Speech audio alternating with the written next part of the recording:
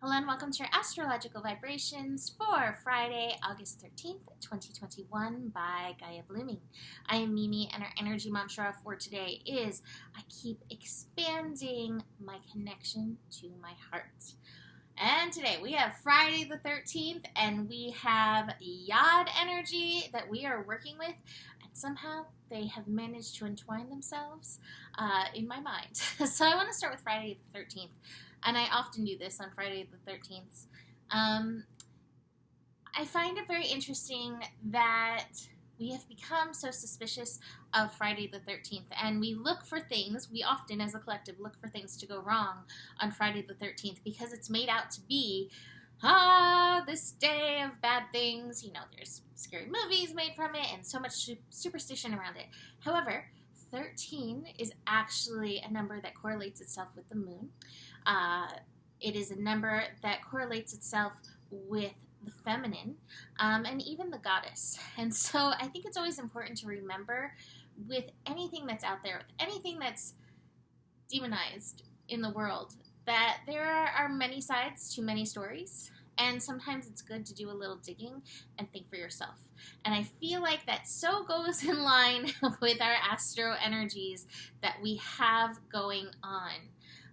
We have a yod today. Now it's a wide yod. So a wide yod has to do with the degrees. Yods are very tight in their degrees. In fact, if it goes over 3 degrees between the degrees, anything over that isn't really constituted as a yod. So we just fit in with this as we have Mars and Saturn in their exact inconjunct, which is part of the yod at 9 degrees, and then we have Chiron feeding in at 12 degrees. So it's within that 3-degree orb, but any wider it wouldn't really be this. However, it very much feels like a piece of the puzzle, a piece of the unwinding that we're working. So let's start with all of this Virgo energy, because that's where this focus is with this yod, Mars in Virgo. So we have Mercury, Mars, and Venus for the next few days hanging out in Virgo.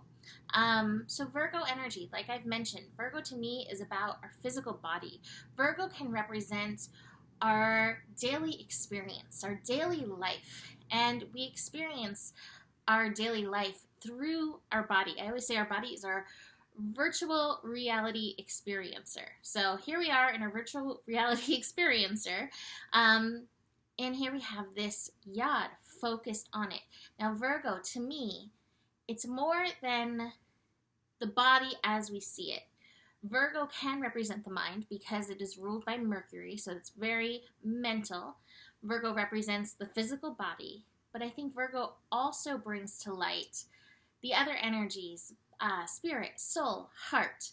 Virgo to me is about wholeness, completion. And so when we look to this complete being, the body, mind, spirit, soul, and heart, that's when we're in our holy or holistic energy. So with Mars in Virgo, we want to ensure that we are moving from this holistic energy. We are connecting in with our body and the wisdom of our body, the wisdom of ourselves. We're connecting in with our mind, the wisdom that our mind brings forth. But we're also not, pushing away the heart, the spirit, the soul, which also has valuable pieces of information for us. So Mars in Virgo, moving from that.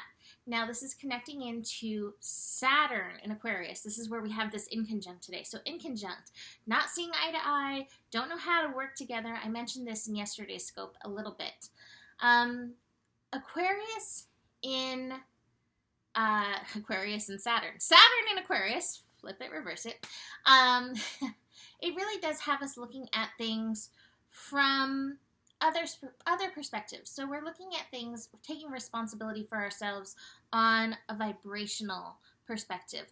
We are looking at things from community, and community is not just our neighbors or our friends or our church or local. We are in community with the world. So there is some level of responsibility to the world in and through this. Responsibility in the world, but, through this yod, through recognizing our holistic selves, taking action from that holistic self. Now, Chiron in Aries, a big important piece in this. Chiron in Aries. Aries is the energy of I am. So we have the world and we have the I am.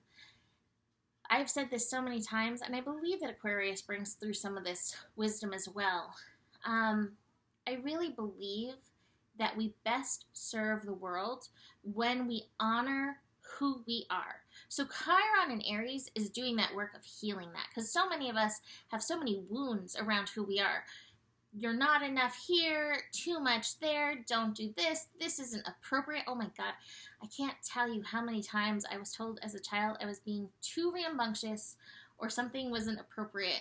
And as I look back, I'm like, wow, that was spirit there. Like, that was me being all in my spirit. So we all have so many wounds to heal around who we are, letting ourselves come out of the box that we've kind of, in some respects let society or conditioning kind of put us into. So we're working on healing that. And so what we're kind of being called to is recognizing ourselves in community with the world, but ourself, who you are as an individual, Chiron and Aries, and taking that aligned action. Now, I want to say that I feel like from a holistic standpoint, but even from an astro standpoint, no two beings are the same. And that means no two beings have the same path, right? And so it's very important to recognize your holistic I am energy as you take action and really align with that. And that to me is what this yacht is about. It's like, who are you on this level? And are you taking aligned action? Now, it's interesting because we actually have a Venus Inconjunct coming into Mars. It's not going to be a yacht, but it's going to be an Inconjunct. We also have we actually have the sun entering into Yachtum. It's the kingdom of Yachtum. We have the sun entering into that thing tomorrow as well. So this is gonna evolve a little bit, but today that's the focus. Are you aligning with yourself holistically? Are you listening to yourself holistically? Recognize there can be much healing when you are listening to who you are holistically and recognizing yourself as a sovereign being. Very, very important. A sovereign being in community with all the other beings on this planet. All the other beings. I'm not just talking about the humans. I am talking about the insects and the animals and the sea creatures. And my phone is ringing. So, anyway, major energy with that I'm definitely feeling. And again, reminds me of Friday the 13th energy, right? Let's look at this. Let's look at these things from so many different angles because it's important to educate ourselves from many different places. All right, so besides that, which I feel like I dug into a little deeper than I meant to, we have the moon finishing up in Libra through the day. So I love this. The moon in Libra is also trying to help us find balance, but again, bringing the balance back to ourselves, bringing balance back to here I move from my center, from my balance point, rather than trying to harmonize with out there. We spend so much of our life trying to harmonize everything out there and end up a mess in here. So finding that balance. So the moon in Libra is actually starting the day by connecting to the sun. Sun in Leo. That's a beautiful energy, playful, maybe even actually loving, which could be nice. And then we have a square with Pluto. All right, so this is where again that Libra can get pulled out of balance. Pluto in Capricorn, standing in your personal power, standing in the power of your personal authority. We are retrograde in this, so we're really meant to look within, in and through this connection. If you are feeling out of balance in yourself, in the world, you may want to look, where have I given my power away? In fact, I'm actually using other cards today.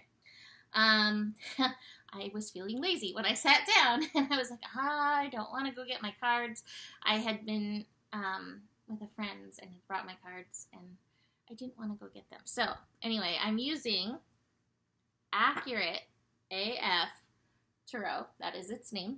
And the top of the cards, this is the first one that came out, Overcoming Fears and Self-Entrapment.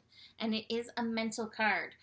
And so really recognizing mentally, Are you feeling empowered, or are you feeling the fear? And if you are feeling fear, are you acting from fear, which can lead to your personal entrapment? So I'm really feeling that with the sun, or not the sun, the moon and Pluto connecting. That Mars-Saturn energy, that's connecting early in the day. But like I said, it's kind of this yacht energy, so it may really follow us a little bit, and again, has really important information for us in and through that. Moon and Jupiter will also connect. Moon in Libra, Jupiter in Aquarius. We actually may have the urge to go and get together with others in and through this. And again, I think it's so good because I do think we see reflections of ourselves in others. So connecting to others to greater understand the unfolding of everything. So that's happening in the afternoon. And then we have void moon energy, and then moon moves into Scorpio for this yachty weekend. For the yachtdom, we have the moon in Scorpio. Moon in Scorpio can bring up, showing you the card again, can bring up our fears. I think moon in Scorpio, or not moon in Scorpio, Scorpio energy in general connects us with the root chakra energy, and we carry so many fears and survival energies in there. So do be aware, with the moon moving in there, we may feel some of that energy coming up. But Scorpio also invites us to the deeper magic of personal empowerment. So recognize any fears that come, also give us the opportunity for the next level. And I think this works with the Priestess card. These cards don't work with my lighting. There we go. Priestess energy, illumination and knowledge. Illumination and knowledge by connecting to spirit, connecting to our higher self energy. And so Scorpio definitely is going to help bring some of that magic. And our final card to work with is the Dawn of Swords. So another mental card energy. Reflection and diligence. Reflection, like I said, connecting with others. We get reflections of ourselves, but the diligence is also being willing to do some research. You know, one of the great things about the internet is you can find almost anything on there. One of the worst things about the internet, you can find almost anything on there. So if you're like, I think this is true, you can look it up and you will probably find evidence of it. And if you're like, well, I think this thing is false, I think you can look it up and find evidence to it, which is why we often have to turn to ourselves to really figure out the answers for ourselves. So, almost at 13 minutes on this Friday the 13th day. I hope this is a beautiful day for you. You can book a reading with me. Email me, mimiclark@gmail.com. Besides that, the better it gets, the better it gets. There's more than enough love in the world for you. You have the power. And stay curious. Namaste.